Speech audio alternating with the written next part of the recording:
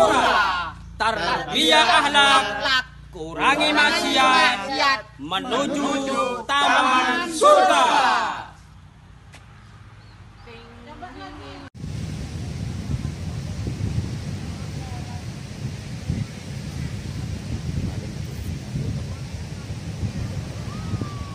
Assalamualaikum warahmatullahi wabarakatuh.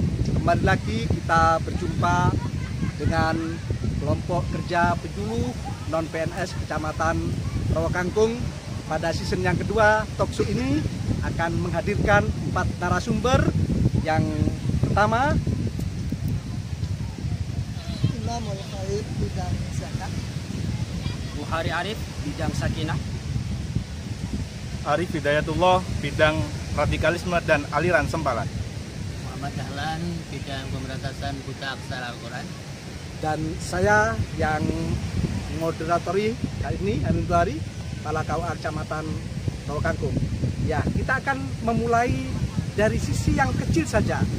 Musim pandemi, salah satu hal yang menjadi masalah adalah pelaksanaan kegiatan belajar mengajar, yang tentunya ini akan menghambat proses untuk penyelesaian pemberantasan buta huruf. Bagaimana menurut Ustaz Dahlan? Iya, jadi solusinya kita pakai online. Di pembelajaran pada anak-anak belajar mengaji tidak harus tatap muka, bisa melalui medsos atau grup yang kita berikan sarana kepada santri-santri kita. Contohnya? Contohnya kita memberikan suatu pembelajaran tentang cara pembacaan huruf, kita rekam di HP, lalu kita share. Ya, musim pandemi menjadikan orang mengurung diri, bahkan karakter diri egois itu menjadi kuat sekali. Yang ini ditengarai akan menjadikan orang-orang yang radikal. Bagaimana menurut Arif? Ya, maka dari itu kami sebagai penyuluh bidang radikalisme terus memberikan informasi, karena kita bentuk grup WhatsApp yang mana isinya yang di dalamnya itu para jamaah dan anggota majelis taklim kita, yang mana kita bina terus kita lakukan pembinaan secara berkesinambungan. Jadi informasi dari pemerintah harus begini kita sampaikan di grup WA tersebut. Ya, keluarga menjadi benteng terakhir dan utama. Kita perlu melihat bahwa musim pandemi ini pendidikan atau pembelajaran daring banyak yang dikeluhkan oleh masyarakat, utamanya orang tua. Tetapi tentunya ada sisi positifnya. Kira-kira apa, Pak Wari? Untuk nilai positifnya, terima kasih. Nilai positifnya yaitu kita bisa lebih lebih dekat sama keluarga, satu. Yang kedua, kita bisa mengawasi anak-anak kita, terutama di masa-masa pandemi ini untuk kenakalan remaja. Terima kasih. Ya, perekonomian di Indonesia seiring dengan musim pandemi mengalami penurunan yang dibilang sangat tajam sekali. Ya, tentunya ini juga akan mengganggu proses wakaf. Bagaimana Pak Imam?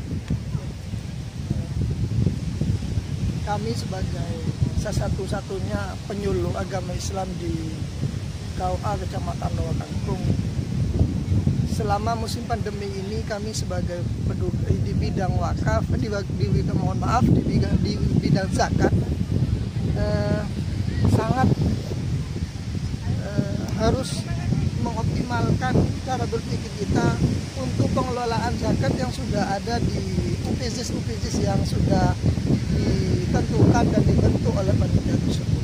Maka kami sering mengadakan pertemuan lewat Zoom meeting dan sebagainya, sebagaimana caranya agar supaya kita itu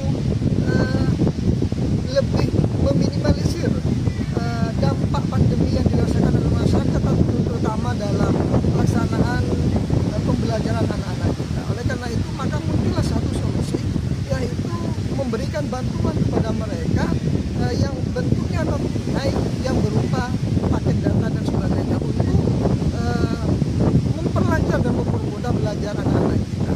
Maka program itu kami satukan dari UPZs dan DPZs yang ada di Kecamatan Rokangkung. Dan mudah-mudahan apa yang dihasilkan oleh teman-teman ini, terutama di bidang zakat, sangat bermanfaat bagi anak-anak kita, terutama yang terkena dampak pandemi. Terima kasih. Ya, kalau kita berbicara zakat, tentunya lebih banyak orang sekarang mengeluh dan berebut untuk mendapatkan bantuan.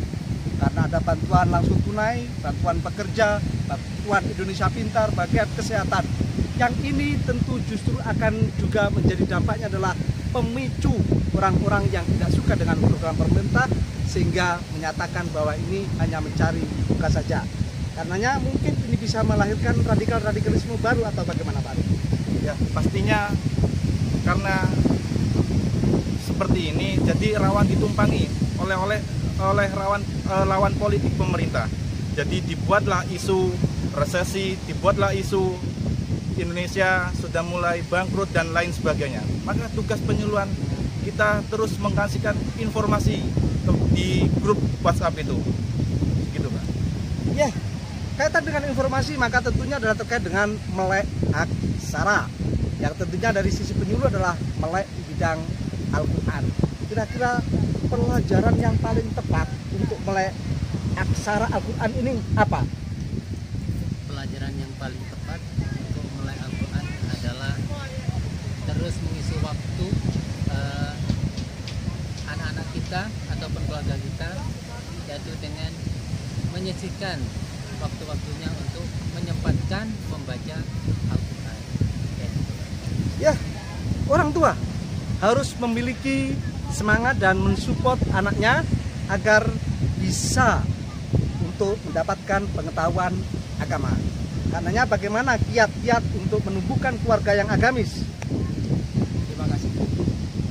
Terutama kita selain penyuluhan ke majelis taklim, sekarang di masa pandemi kita lewat grup, lewat WA.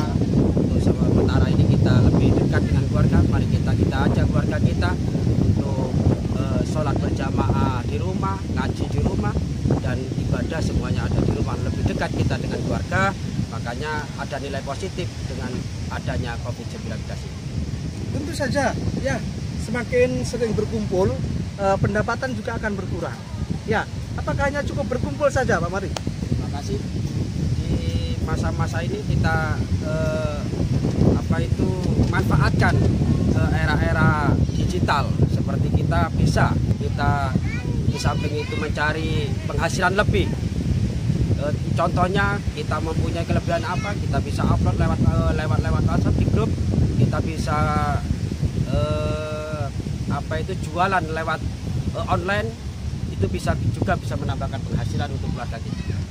Ya, kembali ke zakat ya, tentunya karena sekarang ini orang kalau dalam pepatah mengatakan al-yadul ulya khairum minal yadis sufla, tangan di atas itu ternyata lebih mulia daripada tangan di bawah. Namun apa yang terjadi justru sekarang ini penengada itu yang paling banyak. Bagaimana menurut kita? Ya.